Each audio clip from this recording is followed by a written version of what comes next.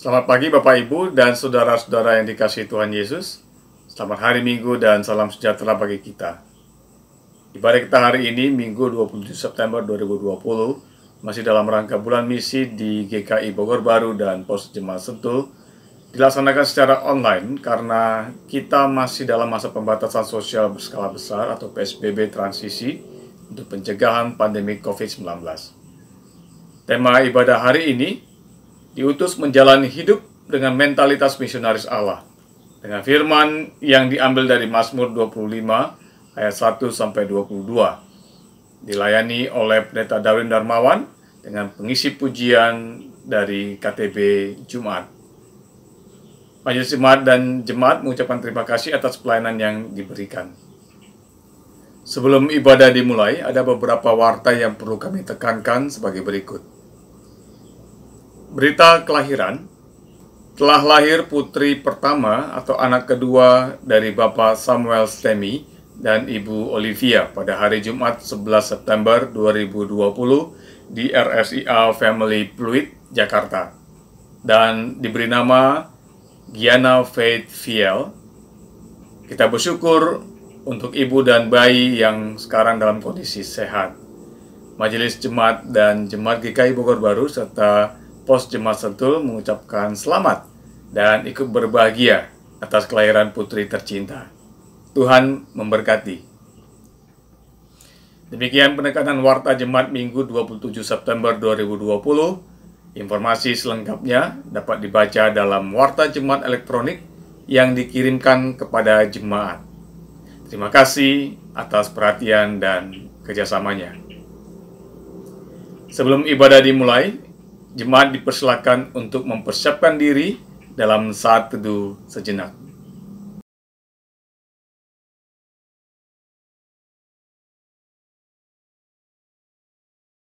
Umat Tuhan diundang untuk berdiri. Tanpa terasa kita sudah memasuki minggu terakhir bulan September, bulan ke-9 dari tahun 2020 ini.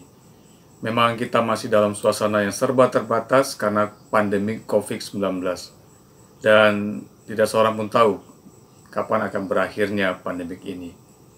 Namun mari kita terus berjuang dan bergumul bersama Tuhan dalam setiap kondisi kita masing-masing untuk tetap sehat dan bersukacita dalam masa-masa sulit ini.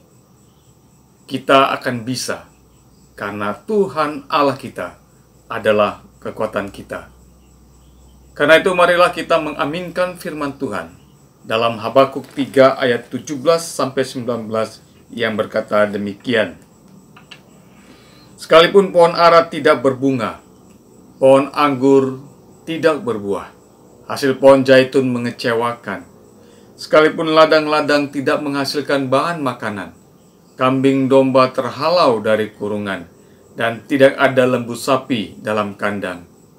Namun aku akan bersorak-sorak di dalam Tuhan, beria-ria di dalam Allah yang menyelamatkanku. Allah Tuhanku itu kekuatanku. Ia membuat kakiku seperti kaki rusa. Ia membiarkan aku berjejak di bukit-bukitku. Kita bersyukur saat ini pun Tuhan memberikan berkat-Nya bagi kita sehingga kita bisa beribadah bersama. Sekalipun kita beribadah dari rumah masing-masing. Namun mari dengan penuh hormat dan sukacita kita muliakan Allah Bapa, Yesus Kristus, dan Roh Kudus. Allah Bapa Tuhan, dimuliakanlah nama-Mu. Allah Bapa Tuhan, dimuliakanlah nama-Mu. Langit bumi ciptaan-Mu, kami pun anak-anak-Mu. Datanglah dengan kasih-Mu, Yesus Kristus Tuhan, yang membawa keselamatan. Yesus Kristus Tuhan, yang membawa keselamatan.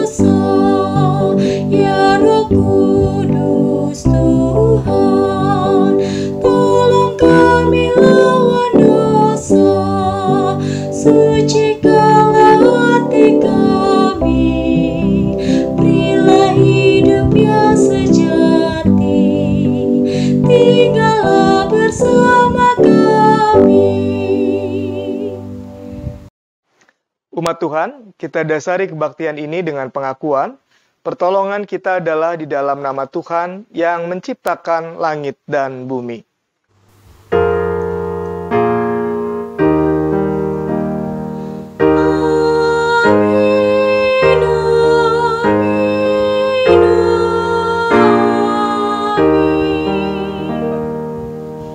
Tuhan beserta saudara.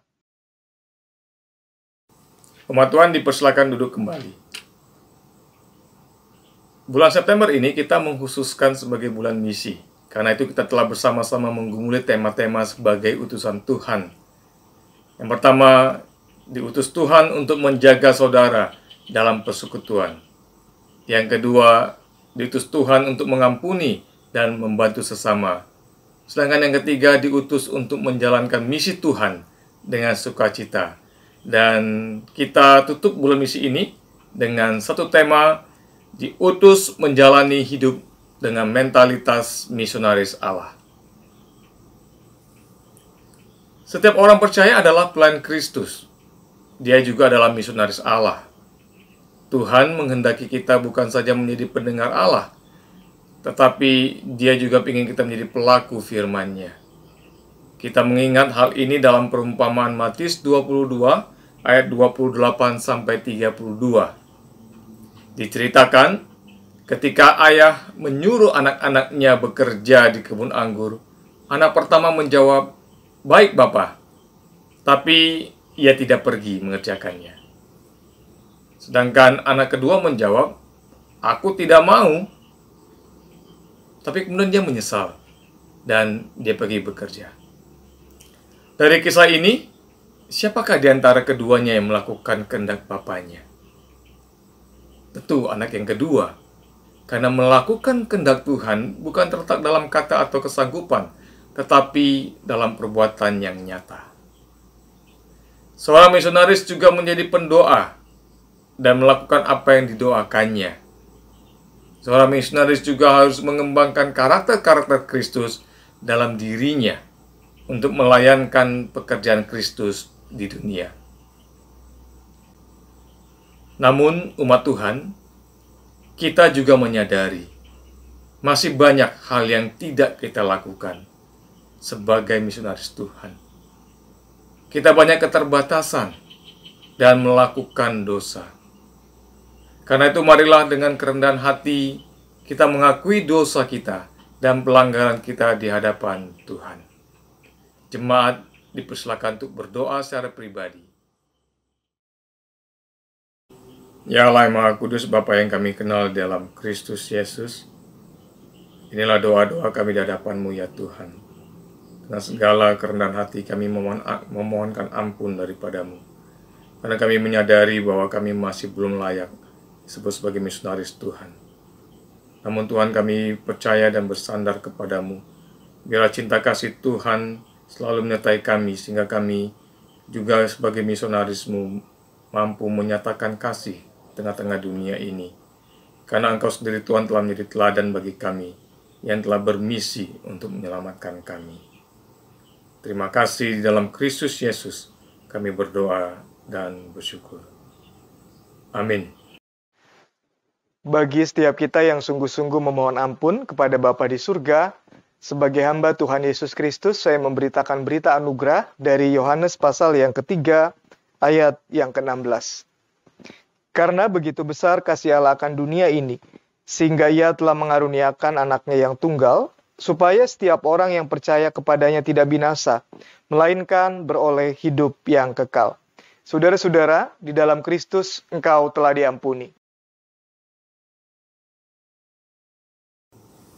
Umat Tuhan, karena kita adalah murid Kristus yang diutus menjadi misionarisnya, marilah kita menyatakan Yesus di dalam kehidupan kita, sehingga hidup kita laksana kitab terbuka yang bisa dibaca oleh setiap orang. Mereka seharusnya bertemu Kristus di dalam hidup kita, sekalipun kita berada di dunia yang penuh cemar.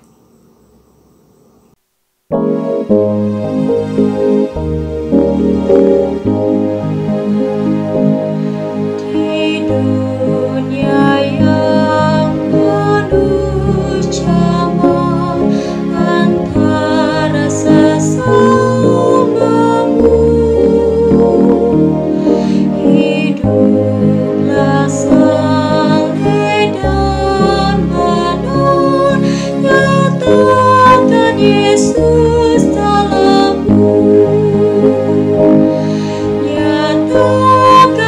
Yesus dalammu, nyatakan Yesus dalammu, sampaikan firman dengan hati teguh, nyatakan Yesus dalammu. Hidupmu kitab terbuka, dibaca sesamamu. Apakah tiap pembacanya melihat Yesus dalammu? Nyatakan Yesus dalammu, nyatakan Yesus dalammu, sampaikan firman dengan hati teguh, nyatakan Yesus dalammu.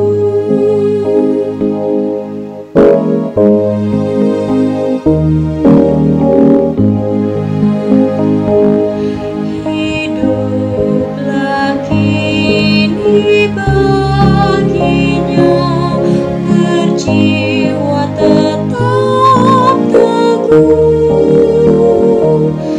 Bimbinglah orang tercela, melihat Yesus dalammu.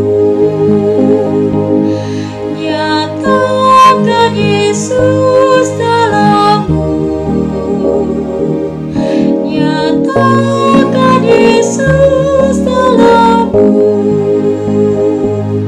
sampaikan firman dengan hati teguh, nyatakan Yesus dalammu.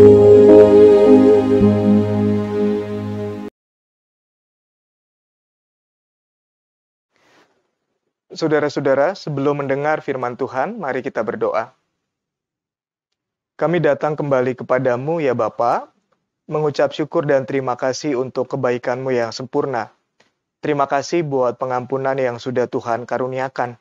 Terima kasih buat kesempatan untuk kami semua agar bisa hidup di dalam pertobatan dengan cara mendengarkan kebenaran firman Tuhan. Kuasai kami dengan Roh Kudus-Mu, agar firman yang kami baca boleh kami mengerti dan bisa kami hidupi hari lepas hari. Di dalam nama Tuhan Yesus Kristus kami bersyukur dan berdoa. Amin. Bapak Ibu Saudara-saudara, bacaan kita baca dari Injil Matius pasal yang ke-21, ayat 23 sampai 27, lalu dilanjutkan Mazmur pasal yang ke-25, ayat 6 sampai 14. Matius 21 ayat 23 sampai 27. Lalu Yesus masuk ke bait Allah, dan ketika ia mengajar di situ, datanglah imam-imam kepala serta tua-tua bangsa Yahudi kepadanya dan bertanya kepadanya, "Dengan kuasa manakah engkau melakukan hal-hal itu? Dan siapakah yang memberikan kuasa itu kepadamu?" Jawab Yesus kepada mereka, "Aku juga akan mengajukan satu pertanyaan kepadamu, dan jikalau kamu memberi jawabnya kepadaku, aku akan mengatakan juga kepadamu, dengan kuasa manakah aku melakukan hal-hal itu? Dari manakah baptisan Yohanes? Dari surga atau dari manusia?" Mereka memperbincangkannya di antara mereka dan berkata, "Jikalau kita katakan dari surga, dia akan berkata kepada kita, 'Kalau begitu, mengapakah kamu tidak percaya kepadanya?' Tetapi, jikalau kita katakan dari manusia, kita takut kepada orang banyak, sebab semua orang yang menganggap Yohanes itu nabi." Lalu mereka menjawab Yesus, "Kami tidak tahu." Dan Yesus pun berkata kepada mereka, "Jika demikian, aku juga tidak mengatakan kepadamu, dengan kuasa manakah aku melakukan hal-hal itu." Kita lanjutkan dari kitab Mazmur pasal yang ke-25 ayat 6 sampai ayat yang ke-14. Ingatlah segala rahmat-Mu dan kasih setia-Mu ya Tuhan, sebab semuanya itu sudah ada sejak purbakala. Dosa-dosaku pada waktu muda dan pelanggaran-pelanggaranku janganlah Kau ingat. Tetapi ingatlah kepadaku sesuai dengan kasih setia-Mu, oleh karena kebaikan-Mu itu, ya Tuhan. Tuhan itu baik dan benar. Sebab itu Dia menunjukkan jalan kepada orang yang sesat. Dia membimbing orang-orang yang rendah hati menurut hukum, dan Ia mengajarkan jalannya kepada orang-orang yang rendah hati. Segala jalan Tuhan adalah kasih setia dan kebenaran bagi orang yang berpegang pada perjanjiannya dan peringatan-peringatannya. Oleh karena nama-Mu ya Tuhan, ampunilah kesalahanku, sebab besar kesalahan itu. Siapakah orang yang takut akan Tuhan? Kepadanya Tuhan menunjukkan jalan yang harus dipilihnya. Orang itu sendiri akan menetap dalam kebahagiaan, dan anak cucunya akan mewarisi bumi. Tuhan bergaul akrab dengan orang yang takut akan Dia, dan perjanjiannya diberitahukannya kepada mereka. Demikianlah firman Tuhan. Kita yang berbahagia adalah kita yang senantiasa memeliharanya. Haleluya. Bapak, Ibu, Saudara-saudara, tema kebaktian kita hari ini adalah diutus menjalani hidup dengan mentalitas sebagai misionaris Allah. Diutus menjalani hidup dengan mentalitas sebagai misionaris Allah. Bapak Ibu, sesungguhnya dua bacaan yang tadi kita baca tidak langsung berbicara tentang misionaris Allah. Tidak ada ayat yang langsung menunjuk bahwa saya dan saudara-saudara diutus untuk menjalani hidup sebagai misionaris Allah. Tetapi dari dua bacaan tadi, kita bisa belajar apa yang menjadi dasar alasan kenapa saudara-saudara dan saya perlu menjalani hidup sebagai misionaris Allah, apa dasarnya, apa alasannya, dan bagaimana caranya. Nah, saudara-saudara, kenapa sih kita diutus untuk menjadi misionaris Allah, untuk hidup sebagai misionaris Allah? Apa artinya? Nah, bacaan kita dalam Matius pasal ke-21 ayat 23 sampai 27 menolong kita memahami alasan dan apa arti hidup sebagai misionaris Allah. Di dalam perikop yang kita baca, saudara-saudara, di situ dikisahkan bagaimana imam-imam kepala dan tua-tua bangsa Yahudi datang kepada Yesus dan bertanya, "Dengan kuasa manakah engkau melakukan hal-hal itu?" Maksudnya hal-hal bagaimana Yesus bisa melakukan mukjizat. Bagaimana Yesus bisa menyembuhkan orang buta. Bagaimana Yesus mampu mengutuk pohon ara. Bagaimana Yesus sanggup untuk memberikan pengampunan. Bagaimana pengajaran-pengajaran Yesus itu berwibawa. Dari mana asalnya? Siapa yang memberikan kuasa itu kepada engkau? Kira-kira demikian. Nah, saudara-saudara, Yesus tidak menjawab pertanyaan mereka, melainkan Yesus kembali bertanya, apa menurut mereka, bagaimana menurut mereka soal kuasa Yohanes Pembaptis.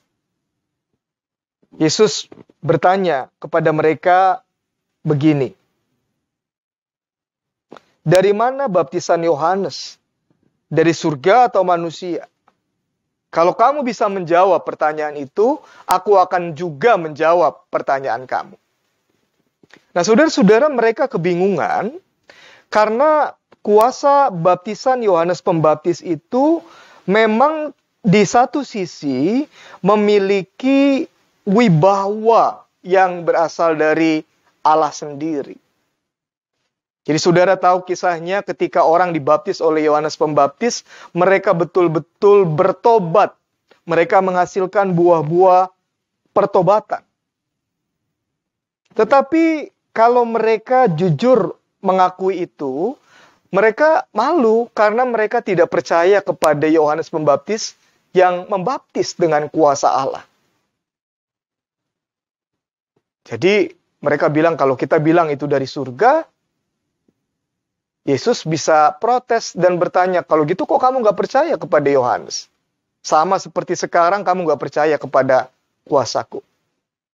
Tetapi mereka juga bingung kalau mereka menjawab ini dari manusia. Kalau itu dari manusia, bagaimana mungkin kemudian banyak orang yang percaya dengan Yohanes dan mengakui bahwa dia adalah nabi utusan Allah. Jadi mereka serba salah. Nah, saudara-saudara, yang penting yang mau digarisbawahi dari narasi ini salah satunya begini. Bahwa Yesus itu punya kuasa yang berasal dari Allah, dan kekuasaan Yesus itu diberikan juga kepada pengikut-pengikutnya. Ini yang menjadi alasan, ini yang menjadi dasar kenapa kita harus menjadi misionaris Allah. Sekali lagi, Yesus punya kuasa yang berasal dari Allah, dan kuasa Yesus itu dianugerahkan kepada saya, dianugerahkan kepada saudara-saudara. Itu dasar kenapa kita harus menjadi misionaris. Saudara-saudara ingat dalam Injil Matius pasal yang ke-28, di sana dikatakan demikian ayat 18, "Kepadaku telah diberikan segala kuasa di surga dan di bumi. Karena itu pergilah, jadikan semua bangsa muridku, baptislah mereka dalam nama Bapa dan Anak dan Roh Kudus, dan ajarlah mereka melakukan segala sesuatu yang telah kuperintahkan kepadamu. Dan ketahuilah, aku menyertai kamu senantiasa sampai kepada akhir zaman." Nah, kenapa Yesus mengutus murid-murid untuk memberitakan Injil, untuk mewartakan kabar baik, untuk menjadikan semua orang menjadi murid-murid Kristus? Dasarnya, karena kepada Kristus telah diberikan kuasa di surga dan di bumi, dan karena itu pengikut-pengikutnya harus mampu menceritakan kekuasaannya yang berasal dari surga. Di mana diceritakannya? Ya, di bumi. Dalam kehidupan saya, dalam kehidupan saudara-saudara semua. Jadi saudara-saudara, kenapa kita harus menjalani hidup sebagai misionaris atau pewarta kabar baik Allah? Karena Allah yang kita sembah di dalam Yesus adalah pribadi yang punya kuasa di surga dan di bumi. Dan kuasa itulah yang perlu saudara dan saya ceritakan di dalam dan melalui kehidupan saya dan saudara-saudara. Nah, yang menarik begini. Seringkali orang berpikir menjadi misionaris itu atau hidup dengan mental misionaris itu adalah sekedar ngomong, sekedar bicara, sekedar menyampaikan Yesus Mesias, Yesus Allah, Yesus itu Tuhan dan manusia. Kalian harus percaya supaya kalian diselamatkan. Titik. Cuma menekankan aspek Allah, aspek ilahi, kuasa Allah, kuasa surga Yesus. Lalu diminta, kamu harus percaya supaya kamu selamat. Titik. Nah, misionaris yang seperti itu, misionaris yang tidak mengerti arti misionaris. Orang yang menjalani hidup dengan mental seperti itu tidak mengerti arti misionaris yang sesungguhnya. Saudara-saudara, Yesus mengatakan, "Kepadaku telah diberikan segala kuasa di surga dan di bumi." Apa sih artinya? Artinya begini, kekuasaan Yesus itu bukan cuma kekuasaan di surga, tapi kekuasaan yang real, nyata kelihatan, betul-betul bisa dialami, sungguh-sungguh bisa dirasakan di bumi juga. Maka dari itu saudara-saudara, saudara mengerti kenapa Yesus mengkonfrontasi ahli-ahli Taurat dengan bertanya kepada mereka, dari mana kuasa Yohanes Pembaptis? Pembaptis itu kuasanya dari surga atau dari manusia? Lalu mereka kebingungan kan? Aduh, kalau kita bilang dari manusia, ada kuasanya tuh, ada wibawanya tuh, bisa dirasakan tuh, orang bisa bertobat tuh, karena percaya dengan baptisannya. Menghasilkan buah-buah yang sesuai dengan pertobatan, itu kata firman Tuhan. Tapi kalau kita bilang dari Allah, aduh, malu juga ya, karena kita nggak percaya. Nah saudara-saudara, inilah arti hidup dengan mentalitas sebagai misionaris Allah.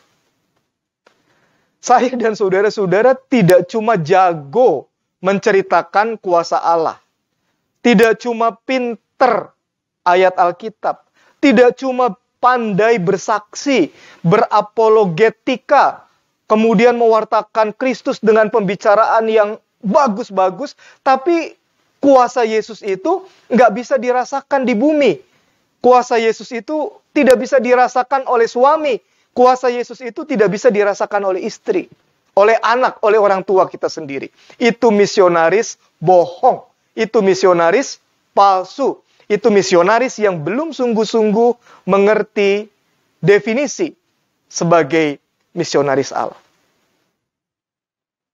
Saudara-saudara, karena dasar hidup sebagai pewarta kabar baik, menjalankan misi Allah adalah kuasa Yesus yang di surga dan di bumi, maka kita harus hidup di dalam kuasanya, mengalami hadiratnya, dan itu bisa dirasakan di bumi. Itu bisa dirasakan dalam kehidupan kita hari lepas hari. Tidak ada pewartaan tentang kabar baik yang paling buruk. Tidak ada pewartaan tentang Injil yang paling buruk selain orang yang cuma pinter ngomong tentang firman Allah, hanya menekankan kasih kuasa Yesus secara vertikal, tapi dia tidak bisa jadi suami yang baik. Tapi dia tidak bisa jadi istri yang baik. Tapi dia gagal menjadi anak yang hormat kepada orang tua. Tapi dia pekerjaannya gagal terus. Tapi dia nggak punya tanggung jawab yang bagus. Tapi dia egois. Tapi dia sukanya menghakimi orang lain. Saudara-saudara, ini penting untuk dihayati. Banyak orang kecewa terhadap Kristus bukan pertama-tama karena Kristusnya. Banyak orang kecewa kepada Kristus karena orang melihat pengikut-pengikut Kristus itu hidup tidak sepadan, hidup tidak sesuai berpadanan dengan Injil Yesus. Dan ini logis sekali saudara-saudara.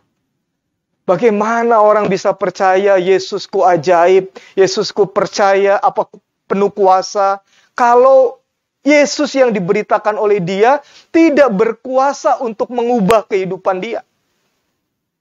Bagaimana saudara bisa mengatakan kalau ikut Yesus itu indah? Kalau ikut Yesus itu engkau akan mengalami apa arti bahagia? Kalau saudara yang ngomong seperti itu hidupnya tidak bahagia. Hidup saudara tidak indah. Nah, jadi saudara-saudara, ini arti Matius 21 ayat 23 sampai 27. Bahwa kuasa Yesus yang berkuasa di bumi dan di surga diberikan untuk saudara dan saya, dan karena itu kita wajib untuk merasakan, mengalami, dan menceritakan kuasa Allah yang perkasa itu juga kita rasakan di tengah-tengah dunia. Ketika saudara berumah tangga, saudara berumah tangga dengan mengalami kuasa Kristus, kasih Kristus, sehingga saudara bisa menjadi misionaris ketika orang lain melihat keluarga saudara. Saudara yang studi bisa mengalami kuasa dan kasih Kristus dalam studi, dan itu betul-betul ditunjukkan lewat studi yang baik. Ketika saudara bekerja, pekerjaan saudara itu hasilnya extraordinary karena kuasa dan kasih Kristus, dan orang kemudian terinspirasi. Wow, orang Kristen kalau bekerja betul-betul bagus dan Allah membuatnya berhasil, sehingga ya saudara hidupnya punya mental sebagai misionaris. Sekali lagi, ini panggilan kita sebagai misionaris Allah. Tidak ada misionaris yang pemberitaannya lebih buruk selain misionaris atau orang-orang Kristen yang cuma pandai ngomong, tetapi kuasa Kristus yang dia bicarakan tidak dia alami dan tidak dia rasakan. Yang terakhir, saudara-saudara, bagaimana agar kita bisa menjalani hidup sebagai misionaris Allah, atau bagaimana agar kita bisa menjalani hidup dengan mentalitas sebagai misionaris Allah? Mazmur pasal 25 ayat 6 sampai 14 menolong kita untuk menjawab pertanyaan tersebut. Saudara-saudara, Mazmur ini sebetulnya adalah Mazmur doa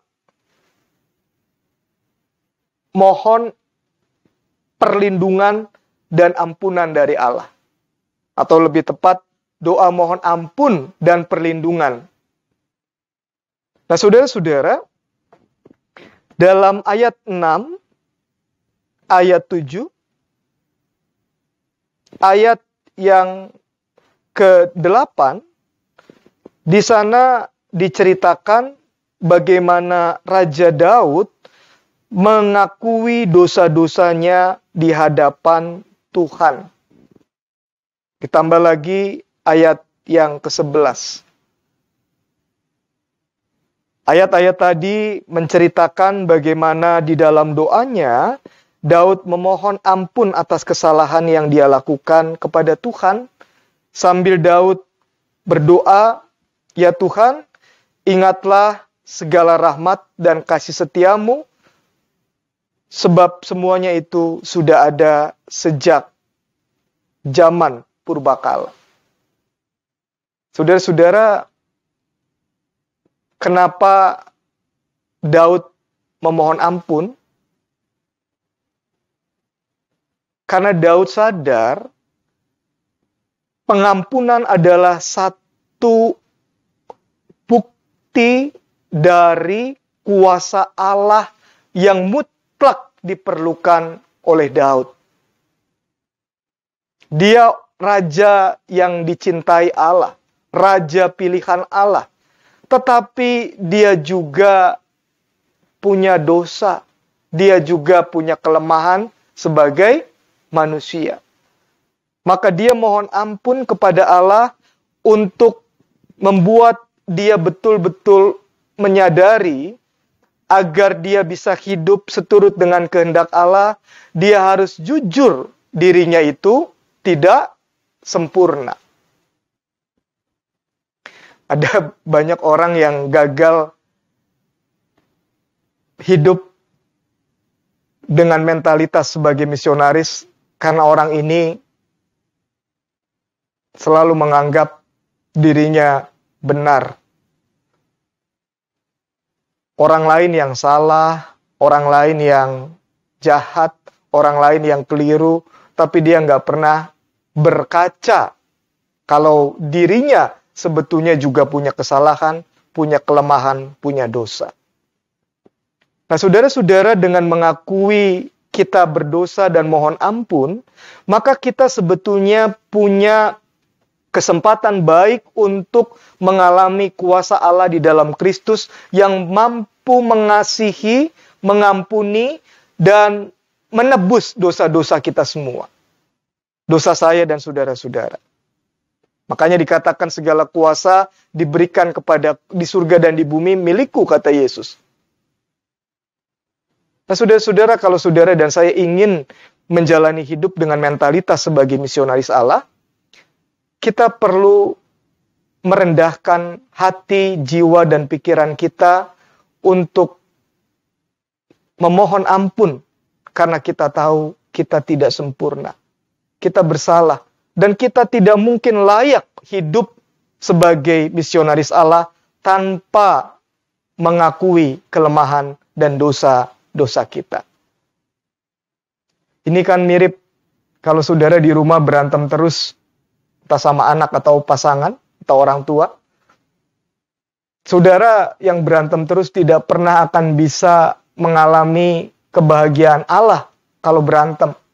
Tapi saudara juga tidak pernah akan bisa berdamai kalau saudara merasa diri saudara yang paling benar dan orang lain yang salah. Tidak pernah bisa. Hari ini kita diminta untuk mengakui siapa kita yang berdosa sehingga kita punya kesempatan untuk mengalami kuasa Yesus yang mengampuni dosa saya dan dosa saudara-saudara. Setelah itu, sama seperti Daud, setelah kita mengalami pengampunan dari Tuhan, maka kita bersedia dipimpin hidupnya oleh Tuhan. Ayat 8, ayat 9, ayat 10, ayat 12, 13, dan 14 menyatakan itu. Tuhan baik dan benar, sebab itu Dia menunjukkan jalan kepada orang yang sesat, membimbing orang-orang yang rendah hati menurut hukum, dan mengajarkan jalannya kepada orang-orang yang rendah hati. Segala jalan Tuhan adalah kasih setia dan kebenaran bagi orang yang berpegang pada perjanjiannya dan peringatan-peringatannya. Siapa orang yang takut akan Tuhan? Kepadanya Tuhan menunjukkan jalan yang harus dipilihnya. Orang itu sendiri akan menetap dalam kebahagiaan dan anak cucunya akan mewarisi bumi. Nah, saudara-saudara, ini yang berulang yang saya katakan di depan. Menjadi orang yang punya mentalitas sebagai misionaris berarti menjadi orang yang merasakan kuasa Allah. Real, nyata, dialami oleh hidupnya. Dan kuasa yang real yang dialami di pekerjaan, di studi, di rumah tangga, di bisnis, itulah yang kemudian menjadi dasar orang bisa menyaksikan kuasa Allah juga. Orang yang seperti itu dikatakan akan menetap dalam kebahagiaan dan anak cucunya akan mewarisi bumi. Jadi sekali lagi, orang-orang yang mentalitasnya sebagai misionaris bukan cuma mengalami kuasa Allah di gereja, di kebaktian yang 1 atau 1,5 jam lamanya saja, tetapi bahagia. Bahkan anak cucunya itu melihat kuasa Allah itu dialami oleh nenek kakeknya, oleh orang tuanya. Saudara-saudara, setelah kita dengan rendah hati memohon ampun, maka kita perlu membuka diri agar hidup kita dituntun, agar hidup kita dibimbing, agar hidup kita diarahkan oleh Tuhan.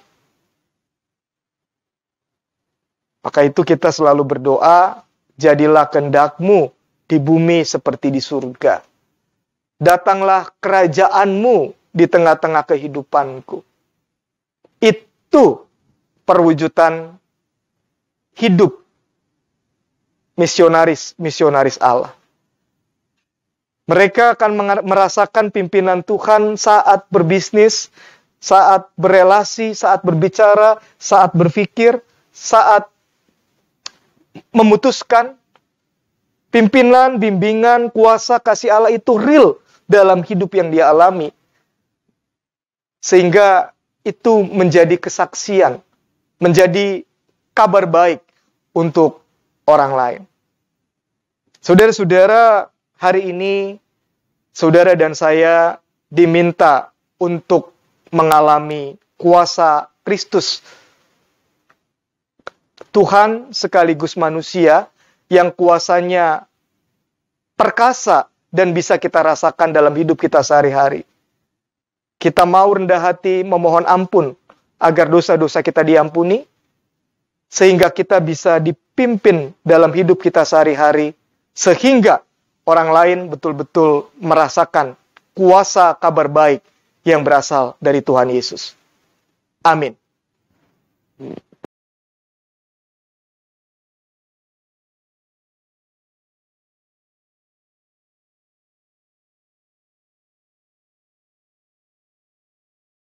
Marilah kita bersama umat Allah di masa lalu, masa kini, dan masa depan dengan mengikat pengakuan iman pada janji baptisan kita sesuai dengan pengakuan iman rasuli.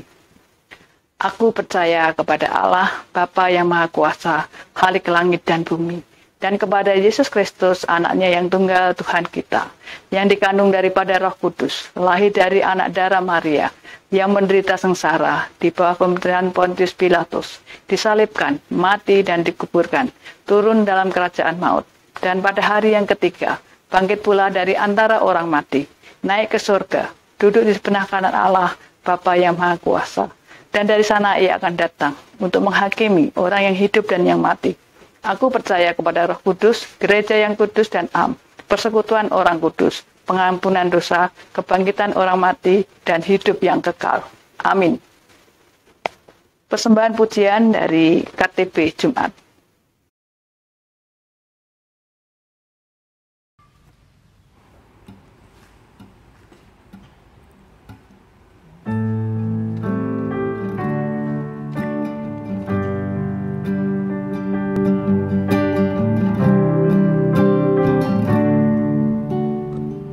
Berikan pada kami hati yang mengasihi,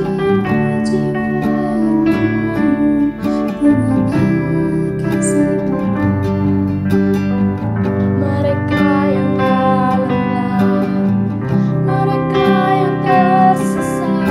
Hati kami iba seperti hatimu Yesus. Tuhan, ini tugas kami,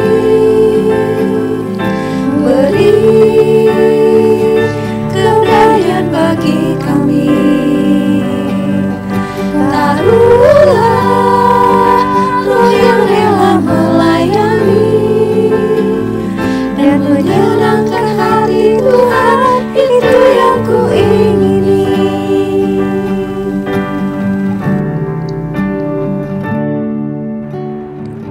Berikan pada kami hati yang mengasihi, jiwa-jiwa yang belum mengenal kasih Bapa. Mereka yang dalam gelap, mereka yang tersesat. Hati kami iba seperti hatimu Yesus. Tuhan, ini tugas kami, beri keberanian bagi kami. Taruhlah roh yang rela melayani dan menyenangkan hati Tuhan, itu yang kuingini.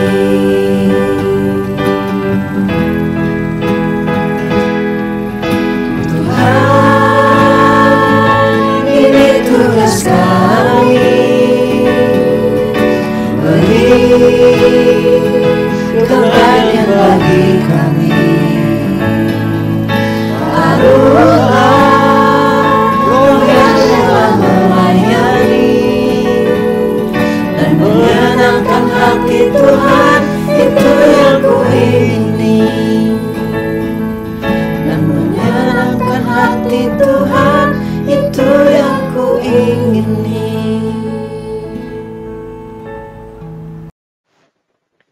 Saudara-saudara, mari kita bersama-sama menaikkan syafaat.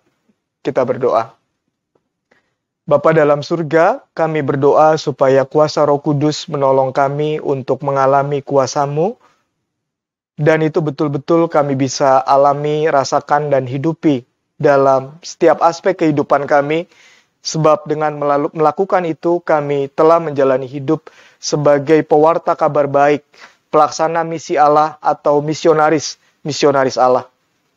Kami bersama-sama dengan masyarakat dunia berdoa agar Engkau ikut bekerja di dalam dan melalui orang-orang yang Engkau percaya untuk menemukan vaksin COVID-19, sehingga melalui itu kami semua bisa mengatasi pandemi COVID ini dan boleh melakukan aktivitas seperti sedia kala. Kami berdoa buat pemerintah Indonesia agar Engkau berikan hikmat, agar mampu menjaga perputaran aktivitas atau roda ekonomi, sebab Engkau tahu ini membuat bangsa kami resesi seperti bangsa-bangsa lain. Kami berdoa di sisi lain agar pemerintah juga diberikan hikmat agar mampu mendorong masyarakat bisa melakukan protokol kesehatan sehingga masyarakat tetap sehat dan bisa beraktivitas dalam berbagai macam keterbatasan. Kami berdoa buat mereka yang terdampak pandemi COVID-19, Tuhan juga berkenan menolong mereka. Kami berdoa buat masyarakat yang terdampak banjir bandang di Cicurug, Sukabumi, Tuhan menggerakkan orang-orang termasuk gereja-Mu untuk memberikan bantuan meringankan beban mereka. Bapa yang baik, kami juga berdoa agar Engkau menguatkan, menolong mereka yang betul-betul bingung karena pandemi COVID-19 ini, karena mereka sama sekali tidak bisa mendapatkan kebutuhan-kebutuhan untuk hidup sehari-hari. Tolong ya Bapa, dengan berbagai macam cara Engkau berkenan menuntun dan menolong mereka. Kami bersyukur sebab sebagai gereja-Mu kami tetap bisa melayani dengan berbagai macam adaptasi. Kami bersyukur sebagai gereja-Mu kami tetap didorong untuk tahu bahwa kami harus menjadi berkat untuk jemaat dan untuk masyarakat. Tuhan, terima kasih juga untuk campur tangan-Mu dalam keluarga, dalam studi, dalam rumah tangga, yang di dalam itu semua kami melihat Engkau selalu hadir dan menolong, menguatkan, dan memberkati setiap kami.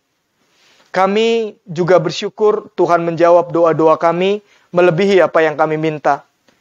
Kami menyerahkan ke dalam tangan-Mu saudara kami yang sakit, Bapak Adi Halim, Ibu Hilda, Ibu Haryani, Ibu Sujadi, Ibu Payem, Ibu Hartati, Ibu Anastasia, Bapak Paul Margono, Oma Siboro, serta opa-oma yang sudah tua dan membutuhkan lawatan dan topangan Bapa di surga.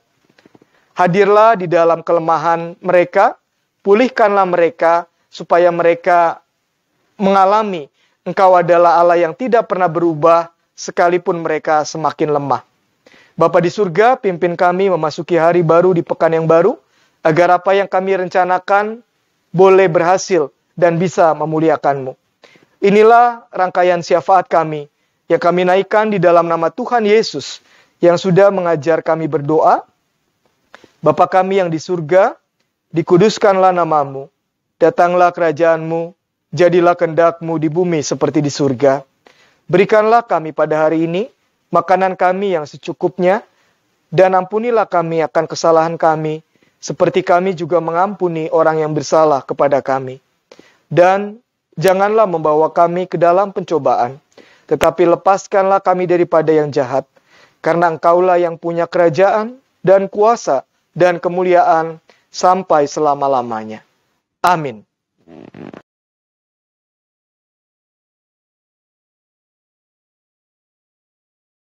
Mari kita bawa persembahan kita yang terbaik bagi Tuhan sebagai ungkapan syukur dan sukacita kita atas pemeliharaannya.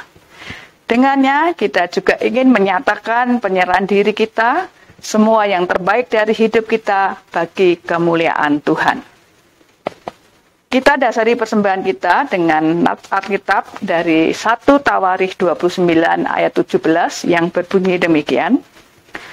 Aku tahu ya Allahku, bahwa Engkau adalah penguji hati dan berkenan kepada keikhlasan. Maka aku pun mempersembahkan semuanya itu dengan sukarela dan tulus ikhlas.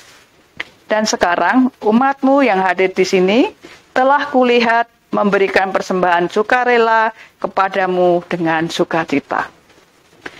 Persembahan dapat dimasukkan dalam amplop dan dibawa ke gereja setelah kita dapat beribadah di gedung gereja, atau kita juga dapat mentransfernya ke rekening BCA nomor account 09550039999 atas nama GKI Bogor Baru. Kita akan mengiringi persembahan kita dengan bersama-sama menyanyi dari Kidung Jemaat 367 bait 1 dan 4. Padamu Tuhan dan Allahku.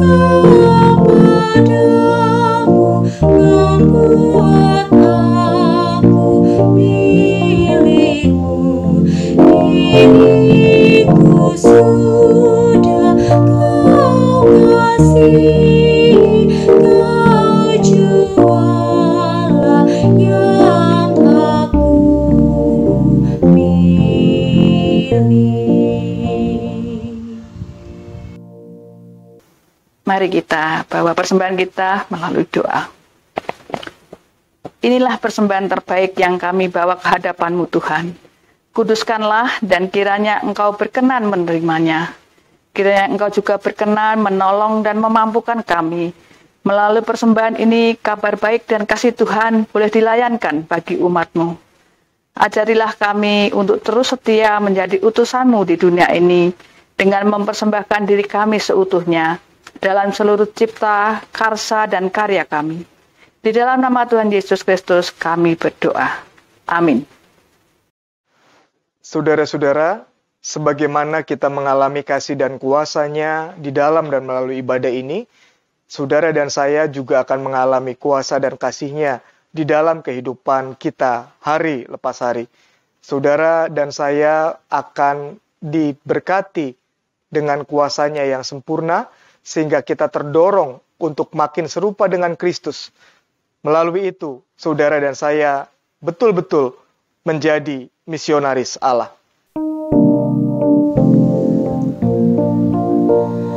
Makin serupa Yesus Tuhanku, inilah sungguh kerinduanku.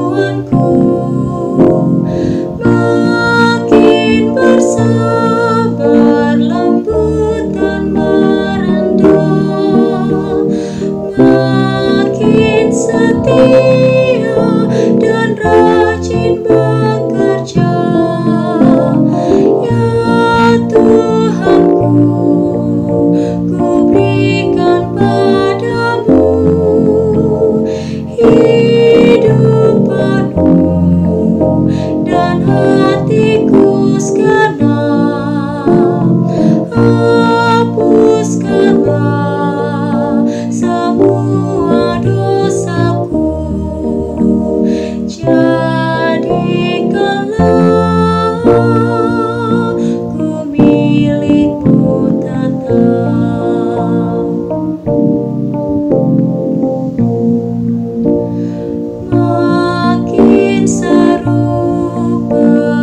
Yesus Tuhanku.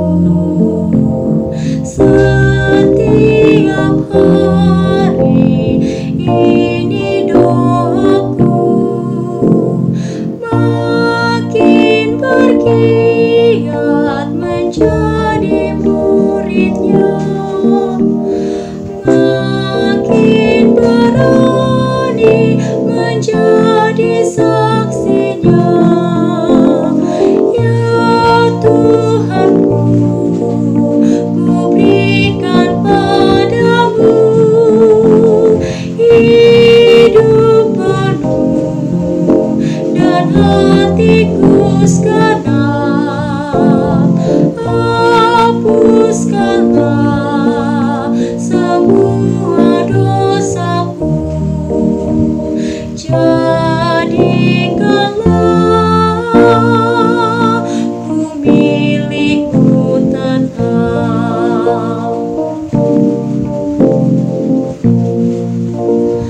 Makin serupa Yesus Tuhanku, ini selalu cita-citaku. Makin bertambah di dalam kasih-Ku, makin bersungguh menyangkal diriku. Ya Tuhanku, ku berikan padamu hidup penuh dan hatiku segenap.